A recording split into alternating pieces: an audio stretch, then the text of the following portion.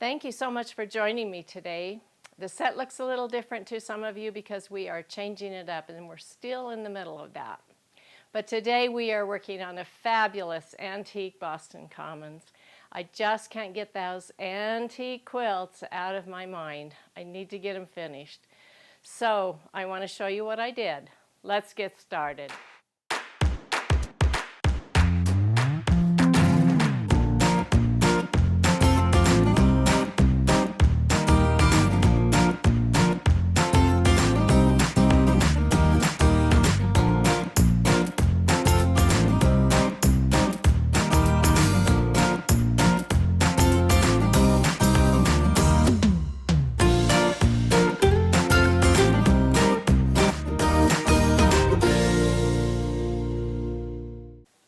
Okay, so here is a picture of this antique quilt before it is quilted. And I want you to notice especially all the extra fullness in the ecru area. You can see that the middle was densely pieced and then it just kind of got bigger as it went around. But we can handle that.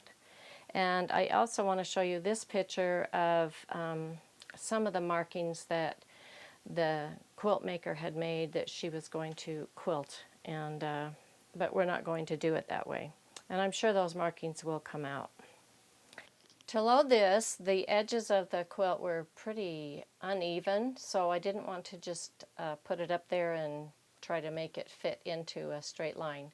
So I did the stitch and a ditch between the ecru, the muslin, and the outside. And then in this picture you can see I left, of course, batting and the backing so that I could just bring that top up and then stitch it down. You can see on this picture actually that the distance on the left side is not the same as the right. There is quite a bit of extra fullness that went into this border, and you can also see that on this picture. You can see how the border is so uneven. It's about, I measured it, it's about an inch difference. So we'll see how we can deal with that. One of the things that I almost always do is in that group, that first group that I come up with, I will just pull in patterns that I think I might want to use. I just pull in all the patterns I'm even imagining. And so that they're already in my project. One of the things I thought about was doing the fancy peacock here in the middle of that Boston Commons. I thought that would be really pretty. And this is just really the bare bones. You can add so much more into this. But then I thought, well, that's going to be a one-way. So the one in the middle of Boston Commons that I decided on was this beautiful feather. It's a kind of an Indian feather, but it has these hearts, these tessellating hearts in a curve, and I knew I could put something in the middle there that would be so pretty. So that's what I decided to do for the middle. And on the sides of that middle, I needed to also fill that in. So I came up with this one, which is, again, the Indian feathers. I knew this was going to be very dense in here, and I wanted that to happen because I'm using red thread in the middle, that beautiful Fantastico thread. And then I love the dots here. So that's what I chose for the middle, and I knew I would be doing cross-hatching around that, or at least that's what I decided to do. So I didn't do the Indian feathers and some of these others that I had pulled in. Around the outside, I chose this border up here at the top. I thought that really filled it in well. It was really a debate between that one and these beautiful curves with the feathers. And then in the white area, which is so amazing, I chose to do this under sashing. I have used this for so many projects. I actually drew it for a Baltimore album for the outside, but watch what I can do with it. So if we go into the group 2 here, here's the under sashing. And you see if I put those together, make sure they're the right size, and put them together. Oh my goodness, look at what that does in the middle. It gives it that dimensional look. And so by doing that, let's grab this one and we'll move it over here. So now you can see what I have. I have along here, there's going to be a beautiful curve out here on this side. And then in the middle, I put this beautiful design that is from my magic carpet. And it just went in so beautifully. Let me make that larger for you so you can see. So I just had it right up to the top and the bottom, left some space in between, and oh my goodness, I love all of the empty space in between. We need some of that on the quilt as well. Now in the corners of that, so how am I going to turn the corner with this? I just looked at some of my other designs using the very same undersashing.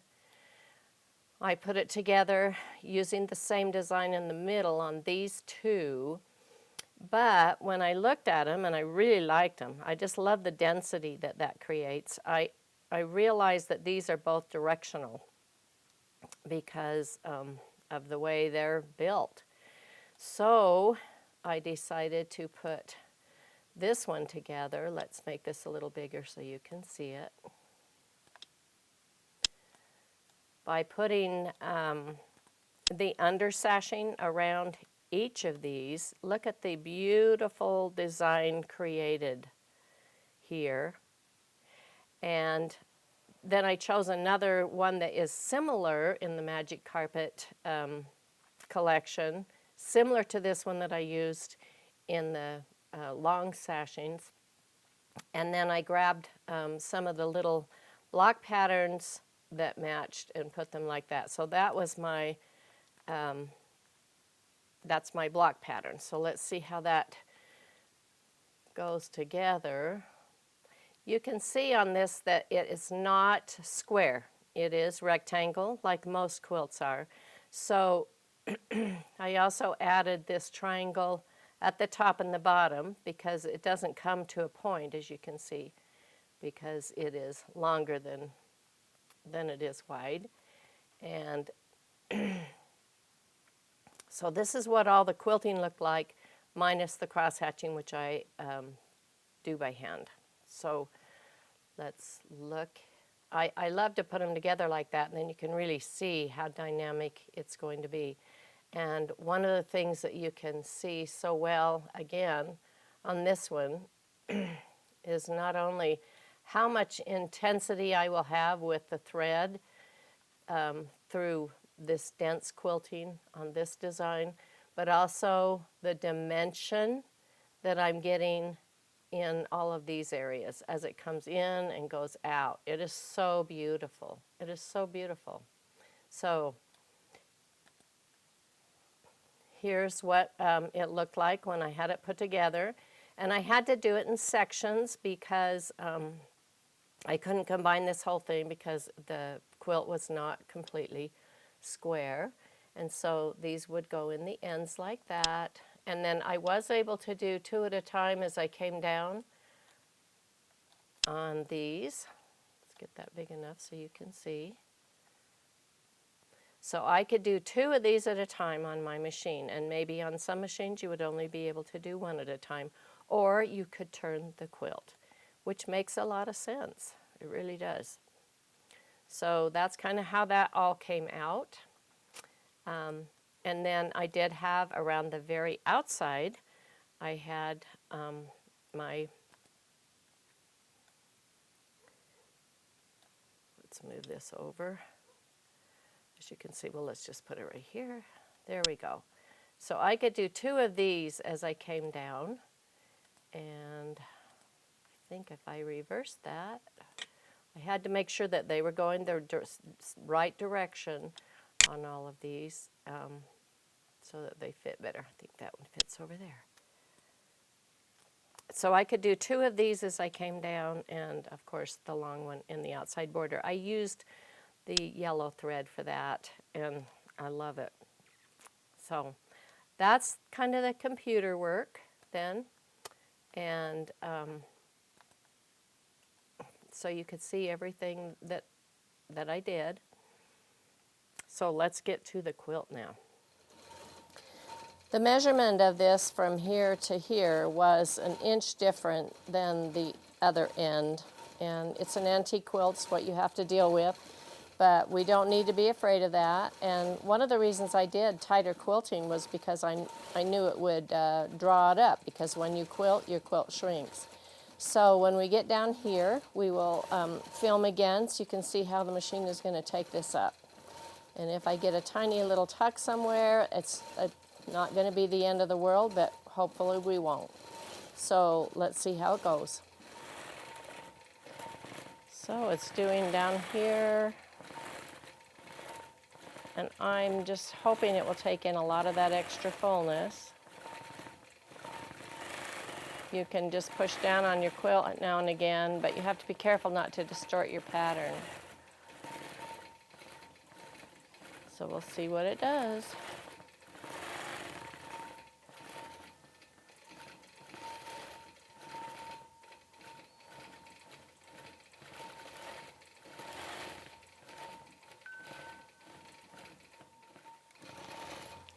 Okay, we are back up to the place where I am most worried, and it looks like it's going to take in this fullness just fine, which I'm thrilled. I really thought I might get some tucks, which I'm not going to be upset with that. It's an antique quilt. It was difficult to work with. It's gonna be wonderful. Oh my goodness, I'm just thrilled. Thank you so much, machine.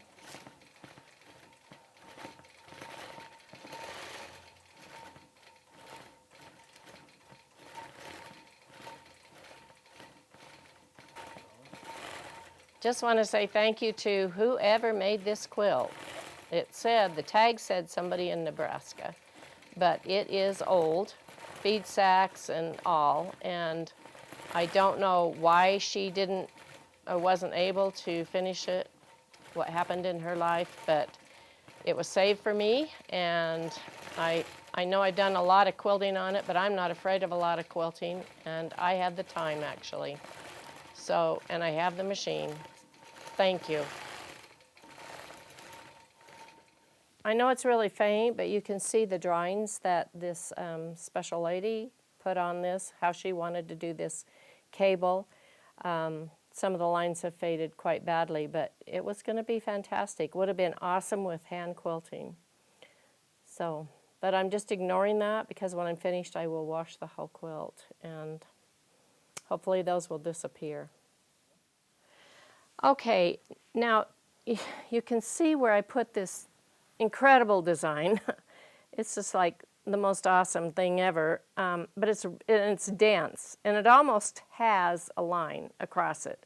It's just like so dense. But then over here, it's not. You see the fern is looser, but I want a crosshatch in between. I want to do a simple design in between, so nothing is convoluted here. So I'm going to separate this design from the rest with an echo, and the cross-hatching will just come to the echo. To a point, try to use one hand here, down, up, over. You see how this gives me one line to come to?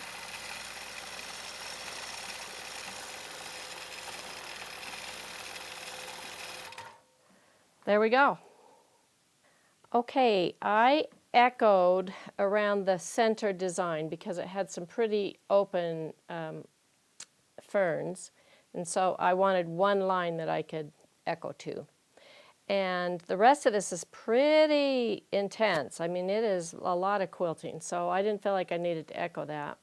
But now, in between all of that, I want to do cross hatching, and I wanted to use the points this way and the points this way, and I tried some, and oh, it is not even, did not look good. Apparently the piecing isn't perfect, but I love the piecing. I'm not criticizing it. I just need to make sure that these are even. So I took out one of my crosshatch circles, and these little things have saved my life many, many times. So this is the 1 inch. Most of these squares are 2 inches across. It's not going to come out that way, but I wanted 1 inch cross hatching. So all I have to do is put that, I just kind of almost screw it on to, you see how it just goes with the foot like that? You don't want to high hop in your foot. So, and you can still go down and get your thread and do all of that. Now, if you go from left to right and from the bottom up, then you can use your ruler so easily. You see, I just put the edge of this cross hatch circle right next to that line, like that, and I'll come down. How far do I need to come down? That right there. Okay, then my ruler goes right along the line there, and I just keep my crosshatch circle right even with my ruler. Ruler's right on that line. And you go up to the stitching. I'm just taking a little back stitch there, and then I can move over. I can go back and cut that thread later. Move my ruler over so it's right on the line that I just stitched. Right there, and then I'll go up as far as I can go. Looks like I need to move my ruler up there. Oh, good, I can go clear up there. Okay, so this one's going to come down. It just stays right next to my ruler. I just move my ruler down, still on the line, and this can come all the way down to the bottom. Now let me show you how you do it when you go across. By the way, I just thought I would let you know these circles come as a set, and they have the number they have on them, like this is 3/4, then this would be 3/4 cross hatching. That's what it means, and I'm using the 1 inch. And they come even in half-inch for half-inch crossing, half-inch cross hatching. And if they're not really tight on your foot, because things are not perfect, you know, I just put a little piece of tape around them, and that really, it's the, you know, just makes it a little bit smaller on the inside to make sure they fit really well. So, a handy tool. Now, we were going to do some cross hatching across, and I did the first line there, and I'm going to come up, and I'll just put my ruler here right on the line that I've already stitched right there, and then move over this, come down to here. I'm right next to my design. I'm just going to do a little backtracking there. Don't normally do backtracking, but I think you really need to on this one. There we go. Okay, so I'm going to put my ruler right on that line, and then my crosshatch circle is right against my ruler, and then I just sew across all the way over to the design. Do a little backtracking there, and then I'll just pull it up, make sure that's right there where it needs to be, etc.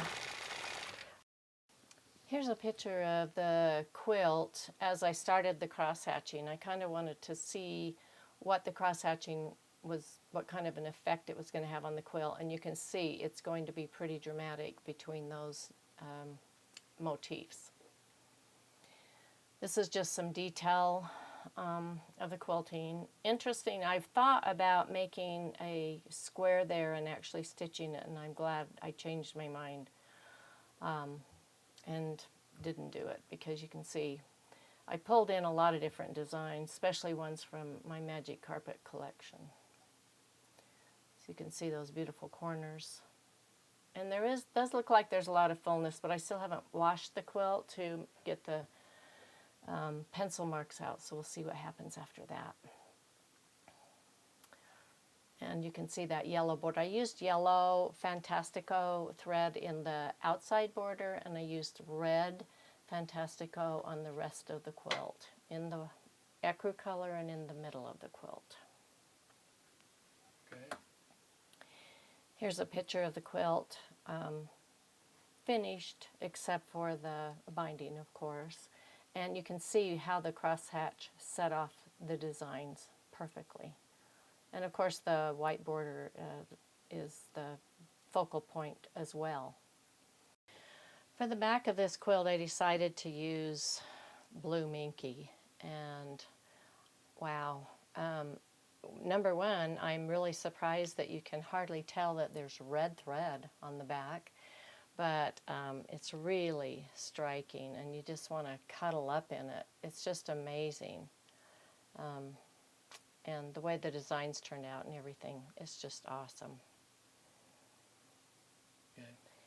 Here are some shots of the finished quilt on the front, and it's bound, and I have already washed it even. I just did it in the washing machine. It came out wonderfully. All the marks came out, and you can really see the designs. I used Hobbs cotton wool, which I'm very, very pleased with. The way that it's still flat, but it has plenty of relief for the designs. So that was a really fun project. I hope I've given you some ideas. Thanks again for being with me today. I hope you enjoyed it as much as I did. I had a lot of fun. I hope you'll join me next time on Best of Both Worlds.